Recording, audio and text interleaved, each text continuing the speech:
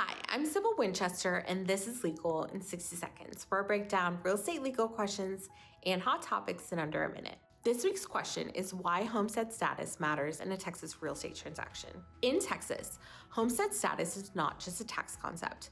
It is a constitutional protection that plays a critical role in real estate transactions. Under the Texas Constitution, a homestead cannot be sold or encumbered without the consent of the owner and the owner's spouse. A common misconception is that the spouse is required to sign closing documents because of Texas community property laws. While community property rules can apply, homestead law is often the real reason a spouse's signature is required. These are two separate legal concepts, even though they sometimes overlap at closing. For example, if a property was acquired before marriage, it is generally considered separate property. However, if the spouses live in the property as their primary residence, it becomes their homestead. In that situation, the non-owner spouse must still sign the deed, not to claim ownership, but to formally consent to the sale of the homestead as required by the Texas Constitution. If the property was acquired during the marriage, Texas law presumes it's community property.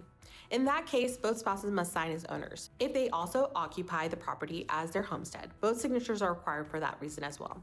This is where community property and homestead laws overlap. Finally, for non-homestead investment property, a title company may allow closing without the spouse signing the deed, provided the spouse signs a non-homestead affidavit. Understanding homestead status early helps realtors avoid closing delays, contract issues, and last-minute surprises.